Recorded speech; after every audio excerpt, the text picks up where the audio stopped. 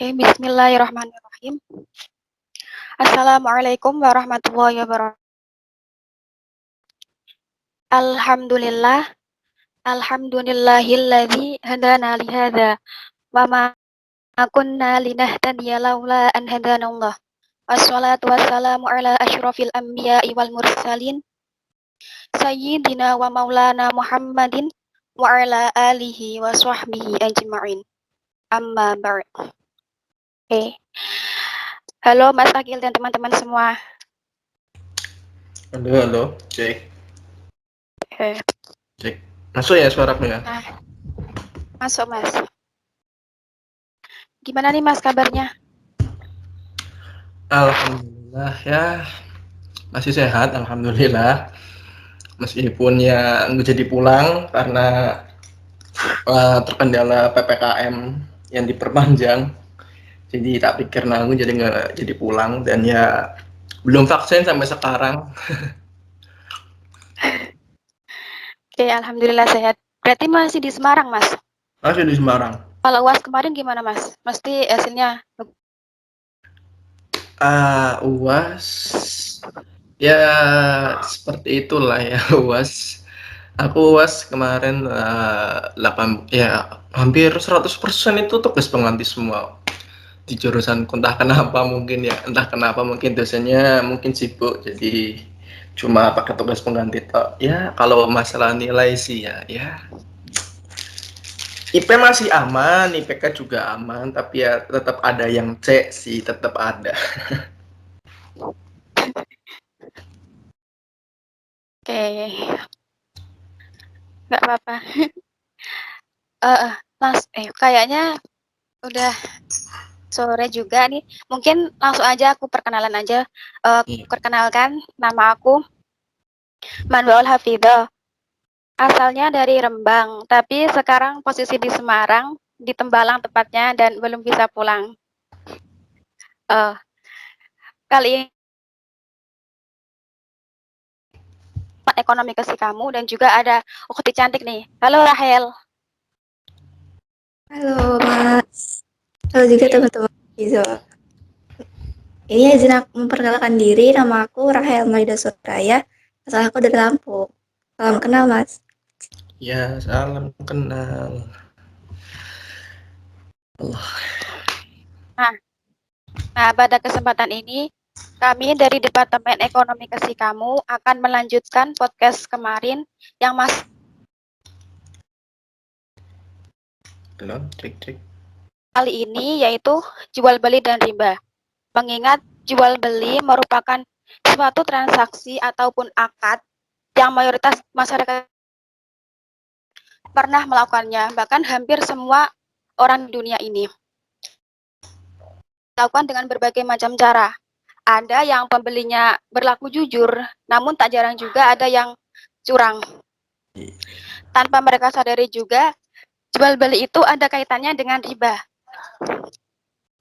Nah, kebanyakan orang, apalagi orang awam itu, belum paham betul tentang riba, bagaimana hukumnya, bagaimana bentuk kegiatannya, seperti itu. Padahal dalam Al-Quran telah Allah berfirman dalam Al-Quran, Quran Surat Al-Baqarah, ayat 275. Oke, mungkin dilanjut aja ya, Mas. Sebelumnya, Assalamualaikum warahmatullahi wabarakatuh. Bismillahirrahmanirrahim. Mungkin kalau untuk hari ini ya, mungkin kalau yang di pertemuan yang kemarin ya, itu emang ini sih lebih tak tekankan di ini ya. Aku bahas ditempatkan di ibaratnya tuh teori-teori kerangka-kerangka dasarnya lah. Nah, mungkin di kesempatan kali ini aku lebih pengen ini sih menekankan ke apa ya, kalau kita baca ya kalau kita semua dalam beberapa hari terakhir ini kan ada tuh kasus tentang dalam tanda kutip penipuan berkedok bank syariah. Kalau kalian baca berita mesti tahulah lagi rame juga soalnya kan. Nah, aku ngeliat itu kayaknya pas dengan ya tema ini ya, tema dari podcast kita kali ini. Jadi mungkin kalau untuk kali ini aku bakal lebih ini sih bahas bukan lagi ke ya kayak dalil teori dan sebagainya, mungkin lebih ke ini aja sih kayak kita belajar studi kasus gitulah ibaratnya studi kasus langsung dari kasusnya Yusuf Hamka yang bisa dibilang tuh ya pengusaha yang katanya dia itu dia kena tipu, kena peras dalam tanda kutip oleh bank syariah tapi yang swasta. Nah, eh kebetulannya lagi hari ini itu tadi aku nonton ini juga kan di podcast Close the Door. Beliau datang lagi tuh, dia klarifikasi soal apa ya, soal ya apa yang dia ucapkan gitu. Intinya adalah sebenarnya apa ya, ada sedikit kesalahpahaman mungkin ya karena beliau juga mungkin ini sih kalau sekedar for your information semuanya beliau itu bisa dibilang mualaf lah ya, masih mualaf. Beliau keturunan ya orang Tionghoa yang kebetulan itu murid spiritualnya Buya Hamka kebetulan. Nah, ya intinya ada banyak kesalahpahaman di situ, mana ya itu menunjukkan bahwa penting sekali ya, penting sekali memang kita paham tentang akad-akad yang ada di ekonomi syariah ya, utamanya ya salah satunya yang utama yang di bank gitu. Nah, mungkin itu untuk ya sudah dibilang apa ya, soalnya aku juga belum terlalu belum terlalu mendalami banyak kasusnya, baru tahu juga beberapa hari terakhir dan mengikuti beritanya baru beberapa hari terakhir juga. Nah, mungkin balik lagi ke masalah pembahasan riba sama jual beli ya. Oke. Emang jual beli itu bukan ini sih. Jual beli itu sebenarnya adalah akibat dari kita yang hakikatnya sebagai makhluk sosial gitu. Gampangannya gitu, akibat dari makhluk sosial artinya kita kan ya saling membutuhkan satu sama lain. Kalau zaman dulu sebelum ada mata uang dan sebagainya kan kita mengenal yang namanya barter. Nah, barter itu kan artinya kan ya kamu punya apa, aku punya apa, kamu butuhnya apa, ya kita tukeran gitulah. Intinya gitu. Jadi jual beli itu memang apa ya? Satu hal yang esensial sekali esensial dan dekat dengan kita sebagai manusia gitu. Apalagi kita sebagai makhluk sosial itu sangat dekat sekali. Nah, permasalahannya adalah kemudian dengan perkembangan zaman yang makin modern seperti sekarang yang kita tahu ya kalau kita tahu mungkin sebenarnya hari ini ekonomi kapitalistik masih jelas lebih menguasai ya tim ekonomi syariah karena ya mau bagaimana mau bagaimana lagi ya gitu, karena memang penggerak ekonomi dunia kan orang-orang kapitalis yang mana dalam kapitalis itu sendiri ya apa ya, yang kayak kita tahu juga gitu kapitalis itu gimana, mereka intinya adalah lebih apa ya, menekankan keuntungan pribadi timbang kemaslahatan umat. Nah itu yang membedakan ekonomi Islam dengan ekonomi kapitalis itu sendiri, yang mana ekonomi Islam itu ya apa ya, baik secara umum ekonomi Islam ataupun terkhusus di jual beli itu intinya adalah Islam itu pengen kedua belah pihak itu mendapatkan win-win solution lah, bahasa kerennya win-win solution gitu. Artinya si pedagang juga mereka dapat untung tapi bukan riba. Nah, si pembeli juga bisa beli barang dengan harga yang ya sesuai dan ya bisa dapat barang yang dia pengen gitu kan. Nah, tapi terkadang emang apa ya, apa ya, sampai sekarang pun bisa dibilang apa ya, tentang ekonomi syariah dan utamanya yang pengen tak bahas lebih ke ini sih, lebih ke apa ya, kasus yang tadi bahwa ini bikin kita melek gitu, bikin kita melek bahwa sebenarnya ekonomi syariah itu sudah dijalankan dengan syariah itu sendiri, apa ya, sudah dijalankan dengan syariah itu sendiri atau enggak gitu. Soalnya apa ya, ketika ketika terjadi kegaduhan seperti itu yang kayak kasus yang aku tadi jelaskan gitu, itu artinya kan, apa ya, mungkin mungkin mungkin ada oknum yang pengen, apa ya, mencari keuntungan di dalam kesempitan juga di tengah kondisi ekonomi yang ya kita nggak bisa pungkiri ekonomi kita sedang anjlok tambah anjlok tiap harinya gitu. Ya apa ya, kalau riba sendiri itu gampangannya ya, mungkin aku sedikit pengen nge-refresh sedikit tentang riba gitu.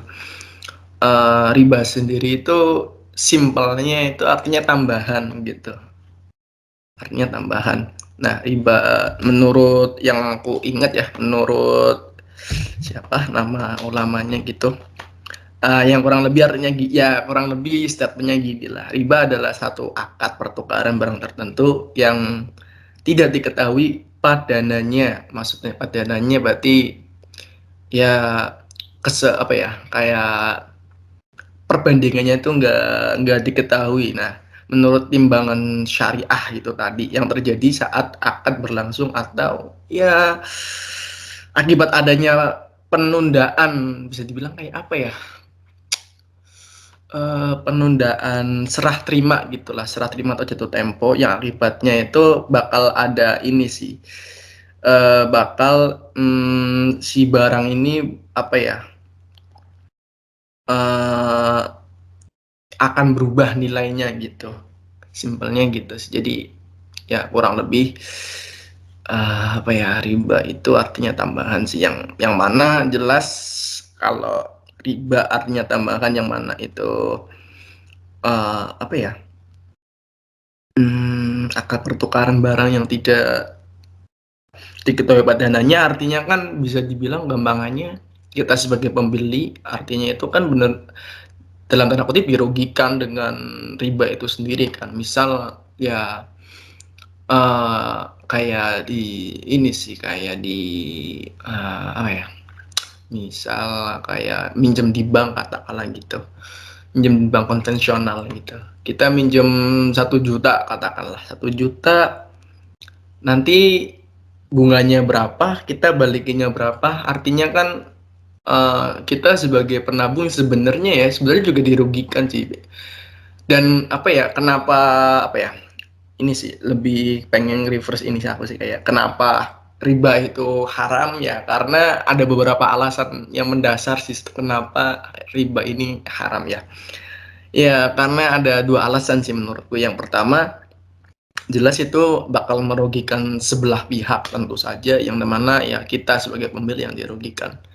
Lalu yang kedua juga dampak lanjutannya itu juga sebenarnya nggak bisa diremehkan gitu. Ketika kita bicara soal riba gitu, dampak, lanjutannya itu juga nggak bisa diremehkan. Artinya, eee, itu ya jelas bisa artinya penipuan, pemerasan dan lain-lain gitu.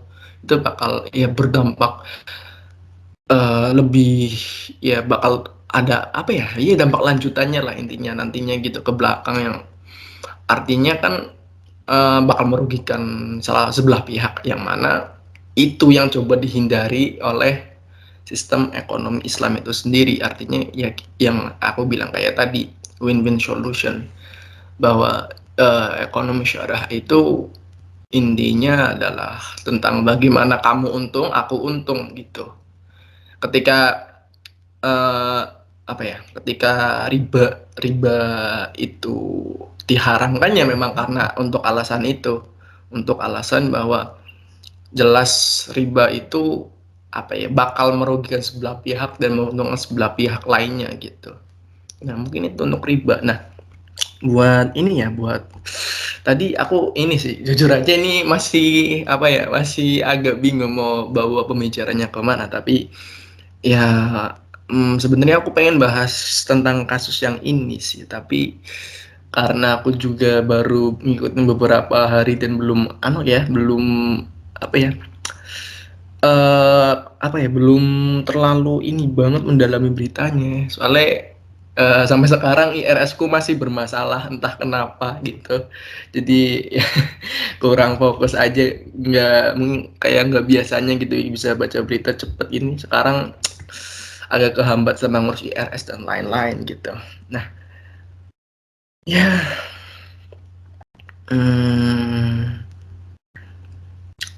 ya intinya adalah uh, Islam itu agama rahmatan lil alamin yang jelas dalam ekonomi, yang jelas artinya rahmatan lil alamin, dia mencakup segala hal termasuk ekonomi itu sendiri. Nah, dalam ekonomi syariah atau ekonomi Islam sendiri, yaitu tadi pada dasarnya, pada intinya, esensinya adalah win-win solution antara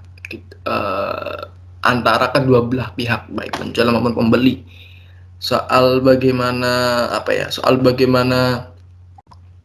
masyarakat kita yang kadang masih belum ngeh dengan riba, atau sebenarnya mereka melakukan praktik riba, mungkin karena ini aja sih menurutku, karena memang satu, pengaruh ekonomi kapitalistik yang terlalu besar ya, secara umum, secara global terlalu besar pengaruhnya. Tentu ya, apalagi ya sekarang ya, dengan era yang sekarang ini, memang menurutku wajar ketika masih ada masyarakat yang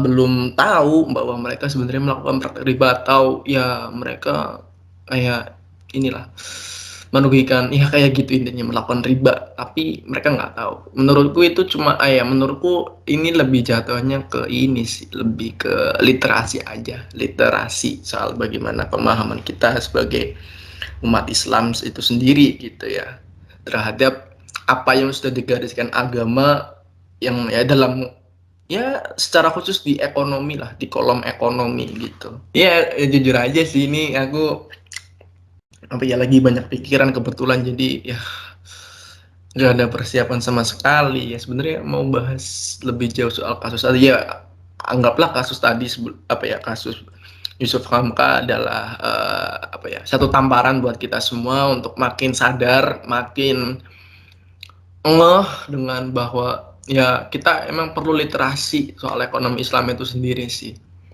Soalnya ya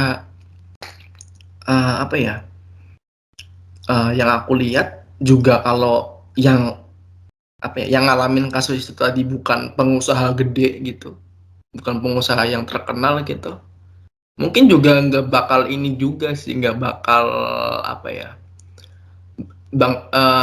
tema ekonomi syariah itu nggak bakal naik lah akhir-akhir ini gitu. Dan ya nggak bakal ini sih, orang-orang nggak bakal ngeh lah, nggak bakal concern sama topik pembicaraannya kayak ekonomi syariah itu tadi. Yang menurutku ya, kasus itu tadi bener-bener bikin kita melek gitu.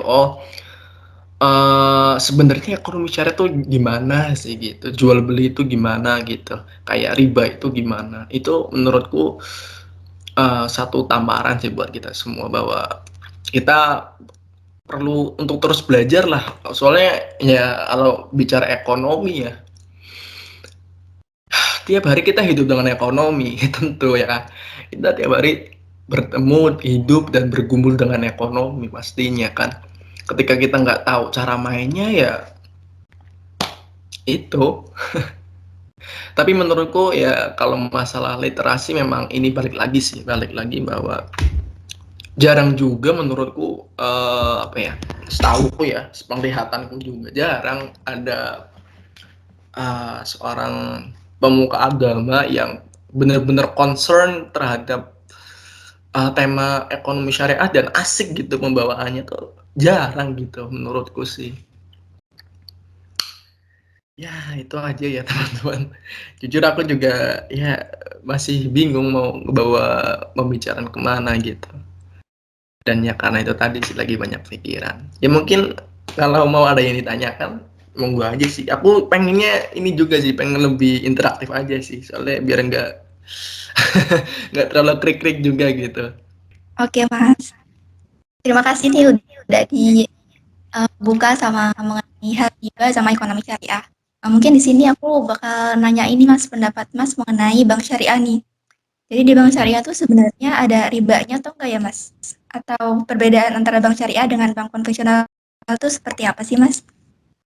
Oke, ya ini mendasar banget sih. Memang ya, apa ya?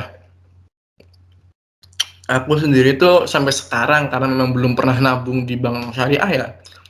Sebenarnya ya disclaimer sih ini juga ini cuma sepengetahuanku aja ya. Jujur karena aku belum pernah nabung dan buka rekening di bank syariah jadi belum tahu banget ada atau tidaknya ini sih riba gitu. Tapi setahuku tentang apa ya prinsip ekonomi Islam sendiri kan yaitu tadi bahwa kenapa riba diharamkan karena yaitu tadi dia bakal ngerugiin sebelah pihak gitulah. Nah, solusinya apa? Islam itu menawarkan yang namanya apa ya? Banyak inilah aku ya akad tentang ini sih, akad-akad gitulah. Islam punya solusi ya dalam bentuk akad-akad itu sendiri kayak musyarakah, mudharabah dan sebagainya yang ya jelas apa ya?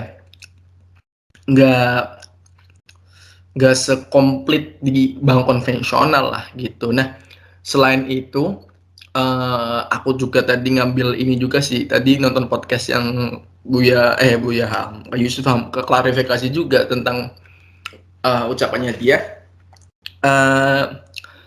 dari ini sih apa ya kan tamunya itu kan jadi ada dua bintang tamu. Yang pertama si Yusuf Hamka sendiri sama yang satunya ini dari ketua ini masyarakat ekonomi syariah gitulah. Nah, beliau sendiri gini sih ngomong tentang ada tidaknya riba jelas tidak ada gitu di bank syariah tidak ada yang namanya riba gitu. Karena yaitu tadi uang di bank syariah itu ya dikelola dengan berbagai macam akad gitu. Berbagai macam akad itu ya salah satunya ada akad bagi hasil atau alhamdulillah akad yang lain-lainnya gitu yang intinya adalah nantinya keuntungan dari keuntungan bank ini nanti bakal ini juga sih bakal dibagi rata lah dibagi rata bagi hasil itu tadi intinya gitu. Nah, selain itu juga ini sih mungkin ya mungkin gini sih salah satu pembedanya juga bank konvensional sama bank syariah. Kalau di bank konvensional misal kita bukan invest ya kayak ya ini sih kayak nabung di deposit lah gitu deposit. Nah, kalau bank konvensional itu kan dia itu apa ya punya ini sih dalam tanda kutip punya hak prerogatif buat ngatur si bunganya ini loh nilai bunganya ini gitu apakah tahun depan bisa naik atau bisa turun. Nah, bank konvensional itu punya hak prerogatif artinya kita nggak bisa ngapa-ngapain gitu. Kita nggak bisa ngapa-ngapain karena ya bank punya hak khusus dalam tanda kutip punya hak istimewa lah buat gitu bisa buat nurunin. Nah, kalau di bank syariah itu ya yang di dalam podcast itu tadi yang aku inget-inget ya dari podcast itu tadi ya intinya segala hal yang berhubungan sama bank syariah itu bisa dibicarakan, itu bisa dimusyawarahkan, bisa dirundingkan. Mungkin misalnya kamu ngutang di bank syariah gitu, nanti bahasanya itu apa ya? Kalau di bank syariah itu, aduh lupa istilah Arabnya apa gitu. Tapi intinya ya ketika kita balikin utang itu ya tetap ya kita minjem 100 juta ya balikinnya 100 juta gitu. Dan nggak ada istilah kalau di bank konvensional tuh istilahnya apa ya?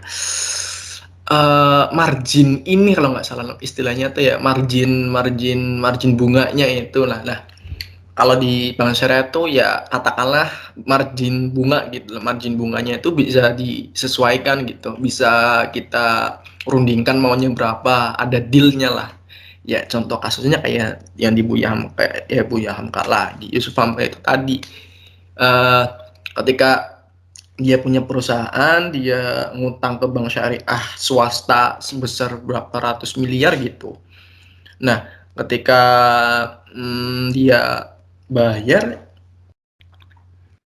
apa ya, dia ketika yang lihat kondisi sekarang kan dia perusahaannya juga kan omsetnya menurun, omset dia menurun, ya duit juga nggak ada dong, mau bayar utang juga kan susah gitu. Jadi apa ya, dia pengen minta keringanan dalam tanda kutip versi syariahnya inilah, margin bunga di bank syariahnya itu sendiri, di bank yang dia ngutang gitu. Nah sayangnya kemudian ya terjadi keburu-buruan sih sebenarnya, kesalahpahaman, ya balik lagi kesalahpahaman gitu. Memang agak lama kalau di bank, ya memang agak lama sih kalau masalah ngurus apa ya, di bank manapun itulah, ngurus kayak suku bunga dan sebagainya itu bakal butuh waktu yang lama gitu, butuh waktu untuk deal yang lama gitu. Nah itu aja sih yang aku tahu perbedaan mendasarnya itu sih. Satu ya jelas nggak ada istilah riba. Yang kedua juga ini sih, semuanya bisa dirundingkan lah kalau kita di bank syariah gitu, bisa dirundingkan kita mau balikinnya kapan gitu. Intinya ya mungkin sama ya kayak bank konvensional, ada deal-dealnya, tapi kan kalau di bank konvensional ketika jatuh tempo kan kita juga bayar bunga kan berapa persen gitu. Nanti bank syariah ya nggak ada riba gitu. Itu aja sih, ya memang seharusnya nggak ada riba, itu aja. Baik Mas, terima kasih nih atas pemaparan mengenai bank syariah. Mungkin aku bisa lanjut ke pertanyaan selanjutnya Mas. Jadi kan saat ini kan orang-orang tuh lebih milih nabung tuh di bank konvensional dibanding ke bank syariah. Sedangkan seperti kita tahu itu bank konvensional itu kan termasuk dalam kegiatan riba. Nah, jadi menurut Mas Akil sendiri ini gimana sih cara kita biar bisa nabung di bank konvensional tapi nggak termasuk ke dalam proses riba tersebut, Mas? Ya, sebenarnya gini sih, untuk ini emang agak sulit ya, soalnya satu, mungkin karena ini, yang pertama kenapa kita, apa ya, kalau apa ya, pengen nabung di bank konvensional tapi biar nggak kena ribanya gitu ya agak susah karena memang sistemnya seperti itu. Karena ya itu bank konvensional kan pakai sistem kapitalistik, ekonomi kapitalistik kan. Nah sayangnya, agak berat memang ketika kita bicara soal mensosialisasi bank syariah itu. Bahkan di Indonesia sendiri yang bisa dibilang negara muslim terbesar di dunia gitu, itu pun susah. Soalnya ya karena pengaruh ekonomi kapitalistik udah terlalu menancap ke urat nadi kehidupan manusia secara global gitu. Jadi ya agak susah yang pertama sih buat kita lepas dari pengaruh ekonomi kapitalistik gitu. Misal ya kalau secara khusus di bank konvensional ya, secara khusus kalau kita nabung di bank konvensional. Nah, untuk bagaimana memotivasi masyarakat kita jadi masyarakat yang syariah gitu, nabung di bank syariah, mungkin ini sih sebenarnya, bank syariah itu perlu ini, dia tuh selain perlu sosialisasi, mereka tuh perlu ini, perlu punya sosok yang cukup kuat buat ya mensosialisasikan intinya mah. Tapi perlu sosok intinya. Selama ini yang aku lihat ya sosok aktivis ekonomi syariah siapa yang terkenal gitu, siapa yang punya influence yang cukup kuat untuk menginfluence orang-orang buat nabung di bank syariah. Emang bank syariah kayaknya ya kekurangan itu aja sih menurutku, salah satunya mereka kekurangan orang yang punya influence buat sosialisasi ke masyarakat gitu. Soalnya jelas potensial sekali dong ya ketika kita punya apa ya, kita sebagai negara dengan masyarakat Islam terbesar di dunia, tapi ekonomi syariahnya apa ya, apa ya, ya nggak berjalan atau nggak bisa dimaksimalkan gitu kan, ya miris juga dan ya lucu aja gitu. Nah, bagaimana ya soal pertanyaan bagaimana biar kita nggak terjebak dalam riba, menurutku gini sih. Nah, sebelum disclaimer lagi ya, sebelum disclaimer lagi, ini ini aku dapetin statement ini aku dapetin dari ini sih, dari hasil acara kumpul keluarga. Kebetulan karena keluarga aku itu setiap kumpul acara keluarga ya, itu ada diskusi lah, ada bahasa Arabnya itu ada halakohnya gitu. Nah, dalam satu kesempatan itu uh, bahas ini sih soal bank gitulah, bank konvensional. Kebetulannya lagi bapak, bude sama omku itu emang ini sih, mereka pernah mondok di ini, di Babakan Ciwaringin, kalau kalian tahu di Cirebon, di Palimanan lah. Nah, dari apa ya, dari halakoh itu, dari apa ya, ya obrolan itu, di saat itu, kesempatan itu, yang aku tangkap dari obrolan-obrolan orang-orang dewasa itu, bude, bapak, dan omku adalah ya ini sih, dari ustadz mereka, intinya ketika kita apa ya, kita ngelihat bagaimana pengaruh ekonomi kapitalistik yang sudah terlanjur menancap jauh ke kehidupan manusia secara global ya, hukum tentang riba memang haram sih, memang hukum riba itu haram memang, tapi kata bapak, ya kata bapakku juga adalah ini sih, itu ya memang haram tapi tidak mutlak, dalam artian memang riba haram tapi tidak mutlak dalam artian ini, selama umat Islam uh, belum atau masih belum mau menemukan satu sistem pengganti bank konvensional yang ya notabene itu pakai sistem ekonomi kapitalistik, ya kita nabung di bank konvensional ya sah-sah saja gitu. Tentang ya kita dapat untung atau apapun itu, ya bagaimana lagi kita mau menghindari itu gitu.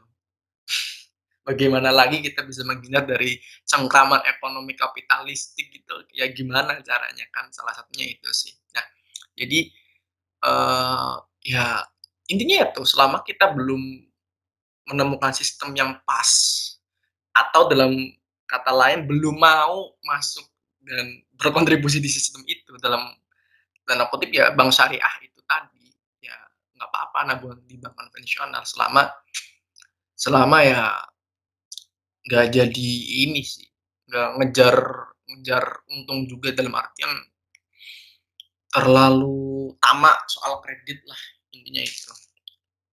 Jangan berlebihan lah intinya, gitu. Sekedar nabung ya nggak apa-apa. Nah, jadi mungkin kalian udah belajar, ada bicara tentang bank syariah, bank konvensional. Mungkin sekarang kita ganti topik Mas mengenai hutang piutang dalam riba. Jadi kan apa Mas? Ya, lanjut. Jadi kalau misalkan nih kita mau minjem uang dalam keadaan darurat yang benar-benar darurat nih Mas, ke rentenir ataupun ke bank, nah itu kan ada proses ribanya juga nih. Nah, Itu sebenarnya diperbolehkan tidak ya Mas? kita harus garis bawahi darurat itu tadi, situasi darurat itu tadi. Kenapa? Karena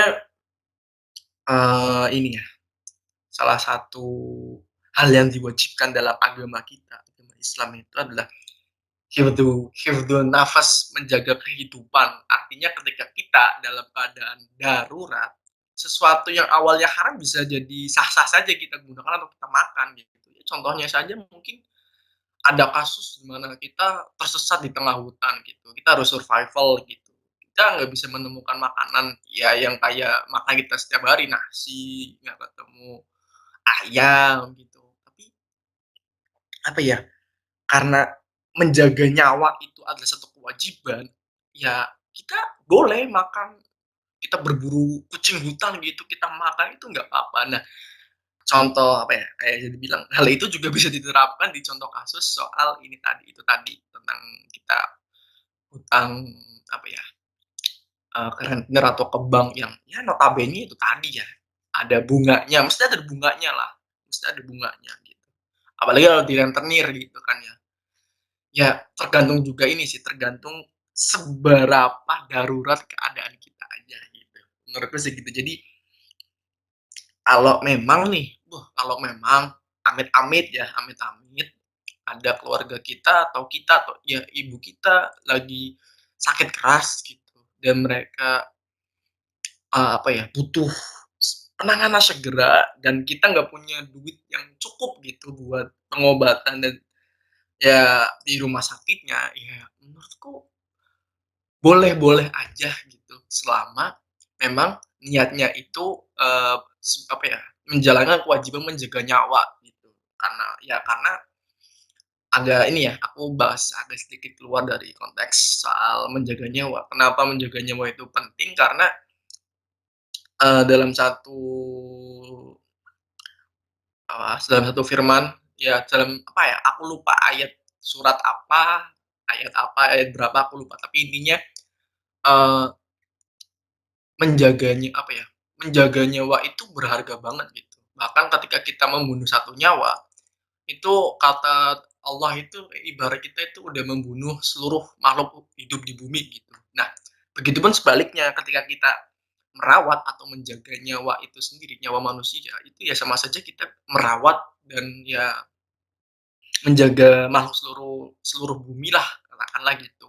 Jadi konteks itu tadi ya, bisa dipakai untuk ya seberapa daruratnya kita aja sih, tergantung seberapa daruratnya kita gitu. Misal kalau kita lagi dapat musibah yang sangat memang membutuhkan dana cepat dan tetangga-tetangga kita nggak bisa ya misal butuh duitnya 500 juta kan ya tentu bakal susah dong nyari duit yang cepat dan instan gitu kan susah. Apalagi kalau memang itu butuh buat ini sih, butuh untuk kebutuhan menjaga nyawa gitu, berhubungan sama nyawa gitu, itu sih. Berarti kalau daruratnya itu sesuai syariat, boleh ya, Mas? Artinya ya, apa ya, intinya ya kalau apalagi ya daruratnya itu ya berhubungan sama nyawa sih. Tapi memang tergantung seberapa daruratnya sih, kalau memang masih memungkinkan ada cara lain ya kenapa tidak gitu. Tapi kalau memang sudah darurat sekali ya nggak apa-apa sih. Toh toh gini ya, di zaman sekarang itu susah kita buat apa ya, makan atau menggunakan jasa dan barang itu yang bener-bener literally halal tuh susah zaman sekarang. Asli, susah, mesti udah kecampuran-kecampuran, nggak semurni zaman dulu lah gitu, nggak bakal murni dan susah juga gitu. Katakanlah kayak gaji, PNS lah katakanlah. Ya, di situ udah pasti ada penambahan pengurangan dan kita nggak tahu apakah itu ada ribanya atau tidak, kan kita juga tidak tahu kan. Misal orang tua kita PNS lah katakanlah, kita kita pun nggak tahu gajinya itu ada ribanya atau enggak. Bahkan orang tua kita sendiri ya, tahu atau tidak juga belum tentu tahu ada riba atau tidaknya. Itu sih menurutku. Oke, Mas. Terima kasih. Mungkin satu pertanyaan lagi ya, Mas. Iya, Hmm, kan misal nih, ada orang yang berhutang dengan cara riba. Boleh nggak sih uang itu digunakan untuk zakat atau melunasi hutangnya gitu? Atau bolehkah orang yang berhutang dengan cara riba itu mengambil zakat untuk melunasi hutangnya? mengambil zakat atau menunaikan. Dia dapat zakat dari orang lain, misal bagian zakat kan. Mhm. Nah, itu digunain untuk itu bayar hutangnya yang riba ini. Mmm. Oh jadi misal kita tuh ya syukur-syukur dapat kejatahan zakat gitu. Nah, duit dari itu kita pakai buat bayar utang gitulah ya. Kurang lebih gitu, jadi gitu Ya, ya Mas. kurang lebih ya jadi ya? Maksudnya kalau kita Ya, ya nerima, zakat gitu dan kita bayar buat buat utang ke bank atau rentenir gitu hukumnya gimana? Oke. Ya gini sih ya, menurut setahuku ya, ya disclaimer lagi sih karena jujur aku juga belum nyiapin literasi sama sekali. Eee, Kalau kita dapat zakat itu kan artinya kita masuk ke 7 golongan mustahil zakat ya. Yang pertama ya itulah berarti. Nah, lalu yang berikutnya, hukumnya gimana kalau kita dapat zakat, duitnya itu buat, apa ya, bayar utang gitu. Ya ini sih ya, menurutku sah-sah saja gitu, boleh-boleh aja kita bayar duit dari hasil zakat gitu. Kecuali mungkin gini, kecuali kalau kasusnya kebalik, kita itu mau zakat tapi dari duit hasil utang, mungkin itu hukumnya akan berbeda ya, mungkin hukumnya itu akan berbeda. Soalnya jelas kalau kita mau zakat itu ya harta yang benar-benar bersih, artinya yang benar-benar milik kita, yang sudah penuh nih hak miliknya ada di kita gitu, bukan hasil dari utang dan sebagainya. Tapi kalau ya balik lagi ke pertanyaan soal kalau kita dapat rezeki tapi lewat zakat lalu kita buat bayar hutang, menurutku boleh-boleh aja sih gitu. Mas, terima kasih atas jawabannya. Dengan berbuat kerusakan di bumi itu sama halnya dengan membunuh semua manusia. Nah, Aku cuma mau, mungkin kalau nggak salah itu Al-Maidah ayat 32. ya aku lupa lah surat apa, ayat berapa aku lupa, tapi intinya adalah ya itu sih yang aku pengen sampaikan kayak itu tadi. Nyawa itu benar-benar penting banget sampai Al-Quran itu sampai ngomong gitulah. Ini Mas, yang ganjil kan misal nih kan sekarang itu kayak yang organisasi-organisasi itu kan cari danus itu kan lewat lelang-lelang gitu. Termasuk riba nggak ya? Lelang bit gitu berarti ya, bit. Ya Mas. Lelang. Aku sendiri sebenarnya belum terlalu paham ya, misal kita apa ya, soalnya jujur belum pernah ini sih, belum pernah jadi di apa ya, kerja di fundraising belum pernah ya jujur, soalnya jarang banget aku belum pernah jadi panitia bagian fundraising. Jadi jujur aja aku ya kurang kurang ini aja sih, kurang memahami ini gimana konsep kita itu misal apa sih namanya, iya pet promote di lelang-lelang gitu. Tapi soal lelang, kalau soal lelang kan berarti ini ya, ada barang lalu kita nawar, ya nggak sih? Kalau lelang kan gitu ya, lelang kan ada barang lalu kita nawar. Nah, eee, yang menang lelang itu kan biasanya yang punya harga tawar tertinggi kan gitu, ya nggak sih? Punya harga tawar tertinggi gitu kan. Nah, soal itu hukumnya gimana, sebenarnya ini sih ya, balik lagi ke masalah esensi lagi sih. Menurutku, eee, kalau misal soal lelang itu sendiri ya, ya masih boleh sih. Soalnya kan kita nawar, toh kita juga punya duit kan artinya kan. Ketika kita nawar gitu, kalau masalah lelang, ya kita bahas masalah lelang dulu deh, masalah lelang. Nah, menurutku ya boleh, kenapa ya, kita nawar satu barang yang dilelang artinya kita punya duit kan, artinya kita punya duit buat beli, bukan beli sih, ya dapatin barang itu kan. Ya kecuali kita nggak tahu di belakangnya dia duitnya dari mana, ya itu akan jadi urusan lain. Tapi kalau konsep lelang itu ya, kan artinya kan ketika kita nawar berarti kita punya uang, kita punya kemampuan untuk dapetin barang itu kan. Berarti ya boleh-boleh saja selama memang dari kedua belah pihak itu, dari apa ya, baik dari pihak yang ngadain lelang dan yang nawar gitulah, ibaratnya yang nawar lelang gitu, eee, punya kesepakatan, artinya punya deal dan ya udah disepakati. Soal tadi, soal fundraising di organisasi, waduh jujur jujur aku ini sih, nggak begitu paham tentang bagaimana mekanisme kita pet promote, aku juga nggak terlalu paham, soalnya belum pernah dijadiin panitia bagian fundraising. Tapi untuk masalah lelangnya ya itu tadi yang aku katakan, kan artinya kalau kita lelang itu sendiri ya boleh saja lelang itu. Selama memang apa ya, karena di situ kan ketika lelang terjadi kan artinya ada kesepakatan kedua belah pihak gitu, mau di harga berapa kan.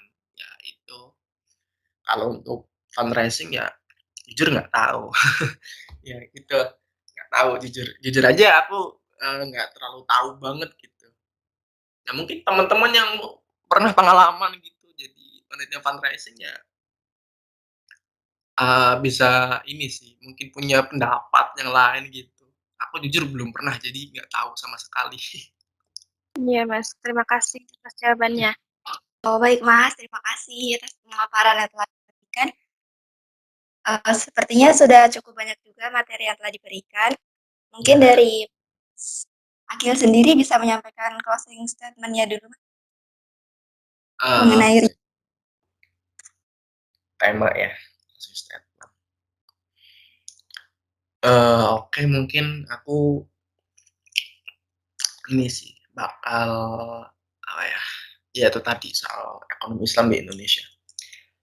Ya ini sih untuk closing statement, memang, jual beli dan segala bentuk ekonomi itu nggak bakal bisa kita lepaskan dari kehidupan kita sebagai makhluk sosial, karena ya jelas kita saling membutuhkan satu sama lain gitu. Nah, sayangnya memang di tengah perkembangan itu, di tengah perkembangan kita sebagai manusia sosial itu muncullah yang namanya ekonomi kapitalistik, sistem kapitalistik yang ya merusak segalanya lah, merusak tentang ya merusak segalanya gitu. Artinya mereka jelas cuma mau beruntung dan menghindari rugi semati-matinya gitu. Nah, ekonomi syariah itu sendiri adalah solusi untuk itu menurutku. Artinya, eee, jelas ekonomi syariah punya punya punya prospek yang cerah sebenarnya ke depannya, apalagi di Indonesia ya, apalagi di Indonesia. Maka dari itu, eee, seperti yang digaungkan wakil presiden kita saat masih ini, masih apa namanya, masih kampanye adalah ingin menjadikan Indonesia sebagai pusat ekonomi syariah dunia. Menurutku jelas itu sangat potensial sekali mengingat ya itu tadi bahwa fakta kita negara bukan yang terbesar juga sih, ya salah satu negara muslim terbesar di dunia gitu. Nah, jelas itu bakal punya potensi yang sangat besar untuk kita maksimalkan gitu. Nah, soal bagaimana caranya untuk meraih itu ya bank syariah yang seperti aku katakan tadi di awal bahwa bank syariah perlu tokoh, mereka perlu duta yang bisa yang punya influence yang hebat, punya influence yang kuat untuk mempengaruhi orang-orang. Kalau mereka pengen Indonesia jadi pusat ekonomi syariah dunia gitu, yang mana ekonomi syariah ya itu tadi, salah satu cara untuk, menghilangkan pengaruh ekonomi kapitalistik yang udah terlanjur mendarah daging gitu. Makanya, mereka perlu apa ya, itu tadi satu mereka perlu duta yang punya influence yang kuat buat ini. Yang kedua, ini sih, kadang stigma kita tentang bank syariah juga masih ini ya, masih abu-abu ya. Apa kayak pertanyaan yang tadi, ada apa ya, ada nggak sih, riba di bank syariah? Nah, itu menunjukkan bahwa sampai sekarang, bank syariah dan masyarakat syariah Indonesia belum bisa memberikan stigma yang positif, belum bisa meyakinkan masyarakat Indonesia untuk nabung di bank syariah, yang mana sebenarnya sangat potensial sekali ya, yaitu tadi sangat potensial.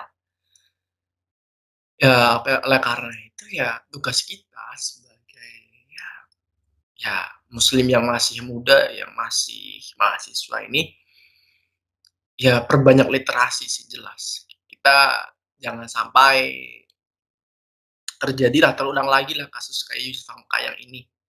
Soalnya, mmm, apa ya, gaduh juga kasus ini gara-gara beliau Yusuf Hamka ini masih mualaf kan, otomatis ya dia kena kena hujat dan sebagainya lah. Makanya kita kita sebagai generasi Islam yang masih muda-muda lah ini, kita masih umur baru 20-an lah ya, 20 masih awal banget lah. Nah, tugas kita adalah kita harus berbanyak literasi, perdalam pemahaman kita tentang ekonomi Islam, gitu aja sih. Langsung statementku. Baik, siap. Terima kasih atas kehadiran Mas dalam acara podcast ini. Iya, sama-sama. Semoga yang telah diberikan oleh Mas Akil dapat diterapkan dan bermanfaat bagi kita semua. Dan juga jangan lupa untuk terus meningkatkan iman dan imun agar semua terhindar dari COVID-19. Jadi kami dari Departemen Ekonomi pamit undur diri. Mohon maaf apabila ada kata-kata yang kurang berkenan. Terima kasih. Wassalamualaikum warahmatullahi wabarakatuh. Waalaikumsalam.